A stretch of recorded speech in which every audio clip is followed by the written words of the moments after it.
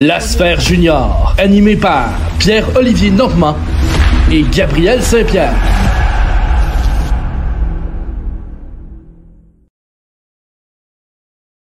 Et bon début de soirée à tous, ou peu importe quand vous visionnez cette capsule. Bienvenue à la Sphère Junior. Cette semaine, petite capsule M18-3 et je serai nul autre accompagné avec le plus grand connaisseur de M18-3 que je puisse connaître à l'est du Mississippi. Mais bien sûr, Phil Auclair est avec moi et Gab Saint-Pierre. Salut Gab, salut Allô? Phil. Donc, Phil, écoute, j'espère que tu connais un peu l'est du Mississippi. Là. Je t'ai garoché un peu en avant du boss, mais bon, ça arrive. Mais Phil, ça va bien? Non, ça va très bien. Là. Puis la saison M18-3 est très bien entamée là, depuis un mois maintenant. Donc, on a déjà le quart de la saison de jouer. Là. Ça va vite, vous, hein, quand même. Oui, ça va très raison, vite. Gab. En même temps, c'est un calendrier de 42 parties. Donc, ça va quand même assez vite quand on pense que nos séries commencent au début mars. Donc, c'est du hockey très intense, sachant aussi qu'on a une pause d'1 mois à Noël. Donc, Ouais.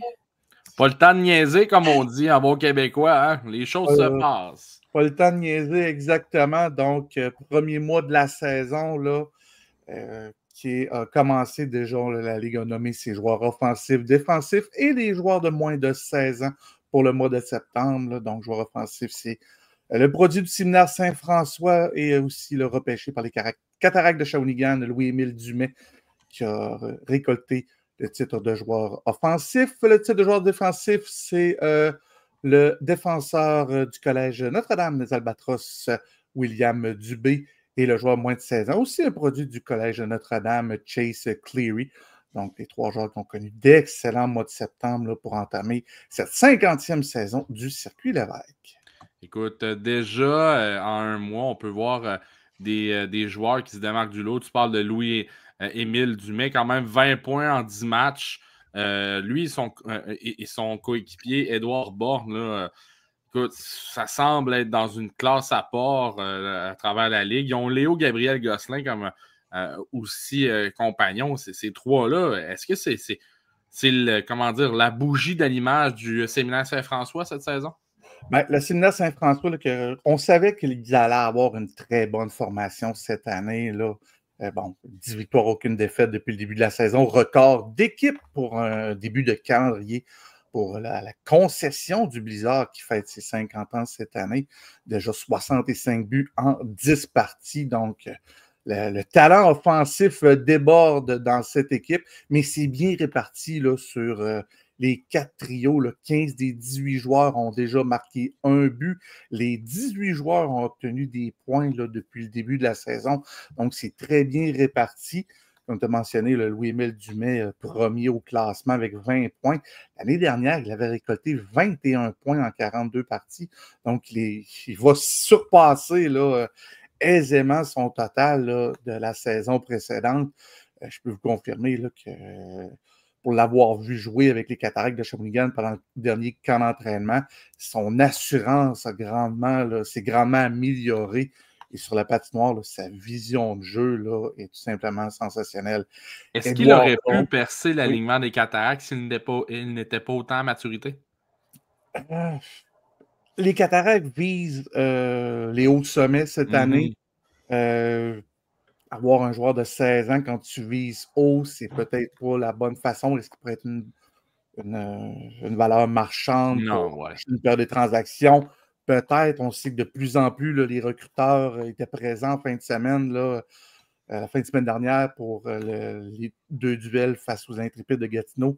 Plusieurs de Shawinigan étaient présents. Donc, le nom de Louis-Émile Dumais là, commence à circuler beaucoup parce qu'il produit, mais est-ce qu'il pourrait être une valeur qui pourrait aider les Cataractes en fin de saison ou être échangé pour peut-être aller chercher un joueur là, supplémentaire pour aider Shawinigan. Moi, j'ai une question pour toi, parce qu'on m'a parlé d'un joueur qui, avec le séminaire Saint-François, qui pourrait être dans les top espoirs pour acheter un repêchage, et j'ai pas le nom en tête, puis je pensais l'avoir pris en note, puis Jacob McKinnon, qui, selon plusieurs, serait un top 3 au prochain repêchage. Connaît un bon début de saison, démontre énormément de vitesse. Pour l'instant, n'est pas dans les top scoreurs du circuit, mais tu vois à quel point là, c'est un joueur qui pourrait être dominant au prochain niveau. Là.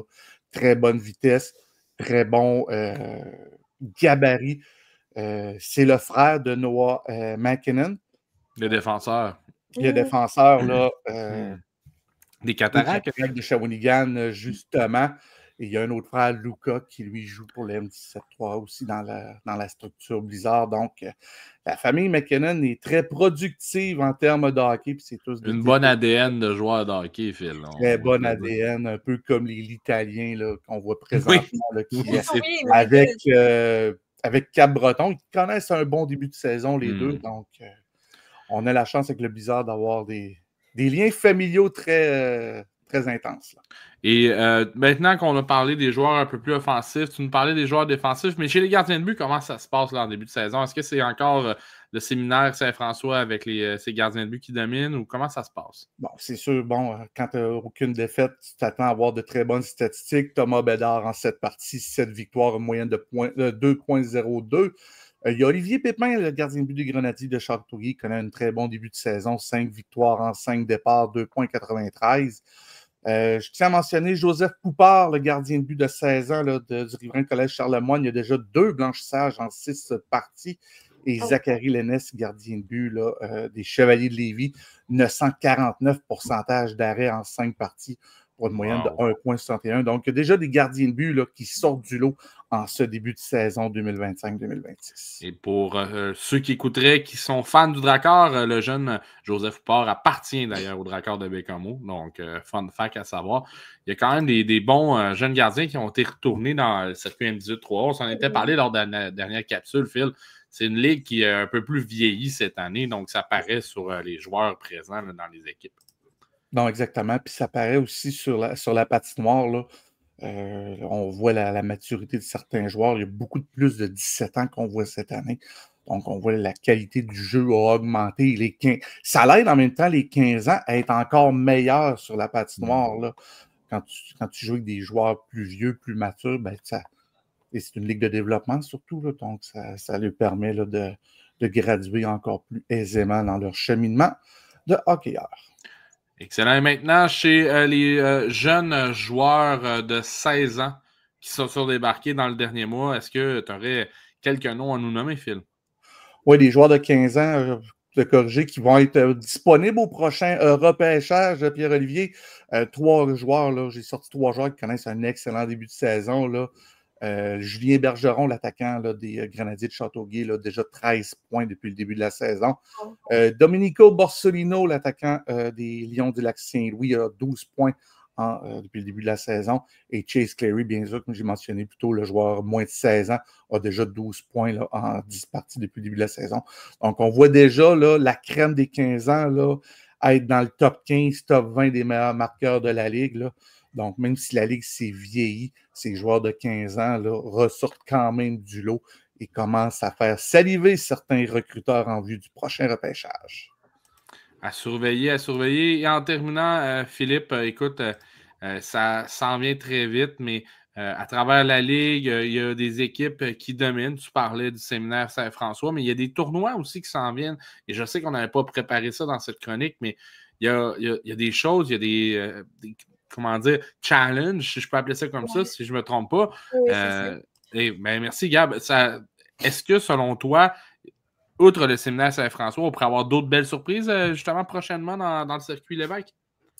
Ben, tu parles de challenge. Bon, si on prend les challenges à la grandeur, bon, on a les challenges de la Ligue d'hockey d'excellence du Québec qui vont débuter très bientôt. Là. Je crois que le premier a lieu au tout début novembre. Du côté de Saint-Augustin, c'est celui du M17-3A où énormément de recruteurs là, vont voir les jeunes prospects qui n'ont malheureusement pas pu faire le M18, mais qui ont sont aussi là, disponibles au prochain repêchage. Donc, les Challenge M17, on va avoir le Challenge M18 qui aura lieu à nouveau cette année du côté de Châteauguay. J'y serai présent là, en tant que descripteur.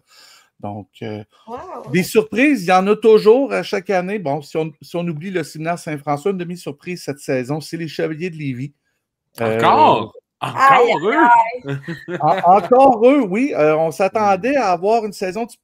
Plusieurs s'attendaient à avoir une saison plus difficile du côté des Chevaliers, mais honnêtement, là, ils sont très surprenants depuis le début de la saison avec 7 joueurs de 15 ans et beaucoup de joueurs recrues qui n'avaient jamais joué M18-3. Là, sont deuxième au classement là, général ou en termes de points. Donc, c'est un excellent début de saison. Est-ce que ça va continuer? Est-ce que la jeunesse et l'inexpérience vont les rattraper? Et on sait qu'ils sont extrêmement bien coachés par l'excellent entraîneur-chef Pierre-Luc Giguère, que je vois personnellement là, monter au niveau supérieur là, prochainement. Donc, les Chevaliers de Lévis là, connaissent un excellent début de saison et j'ai hâte de les voir le 24 et 26 octobre face au séminaire Saint-François, donc le 24 à Lévis, le 26 du côté de Saint-Augustin, ceux de la région de Québec et de Lévis. Si vous voulez venir assister à ces parties, venez remplir les arénas.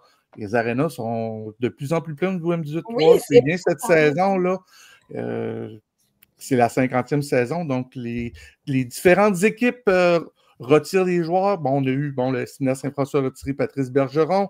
Le Collège Notre-Dame a retiré Gabriel Dumont. Les Lions du Lac-Saint-Louis ont retiré 5 joueurs. On en a parlé lors du dernier show. Thomas Chabot avec Lévis. Thomas Chabot a eu son chandail retiré là, vendredi le 3 octobre. Donc, il y en aura d'autres tout au long de la saison. Donc, les équipes au cours de ce 50e là, en profitent aussi là, pour célébrer leurs anciens. C'est très plaisant à voir. Là, puis c'est agréable de souligner ces anciens joueurs qui ont participé à la Ligue M18-3, Midget 3 qu'on appelait précédemment, et qui ont eu de très belles carrières professionnelles là, et pas seulement dans la Ligue nationale de hockey. Excellent, Philippe. Un bon tour d'horizon du circuit Lévesque.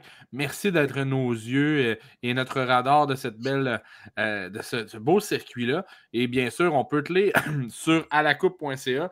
On peut t'écouter aussi. Tu es le descripteur. Je vais en profiter pour te plugger parce que tu fais un beau travail. Il faut que je te le dise, Phil. Tu es aussi descripteur pour le séminaire Saint-François. Est-ce que j'en oublie? Y a-t-il des choses que tu voudrais plugger en terminant? Est-ce quelque chose de secret que tu veux nous dévoiler? Si vous voulez en savoir plus sur le hockey M18-3, ceux qui ont pris l'abonnement Flow Hockey pour suivre la LHJMQ, vous pouvez suivre avec votre abonnement les équipes du M18-3. Donc, si vous avez... Et entendre ma douce voix? On peut entendre ma douce voix, bien sûr. Voilà. Donc, si vous voulez suivre les nouvelles vedettes de vos équipes juniors là, qui vont être disponibles dans les prochaines saisons, profitez de votre abonnement pour la Ligue de hockey junior maritime du Québec pour suivre l'M18-3. Excellent. Donc, merci beaucoup, Philippe. On se reparle très bientôt.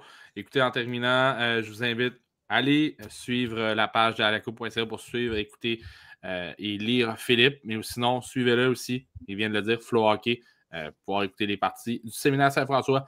Donc, c'était Pierre-Olivier Normand, Gabriel Saint-Pierre et Phil Auclair pour Alacoupe. Bonne soirée à tous!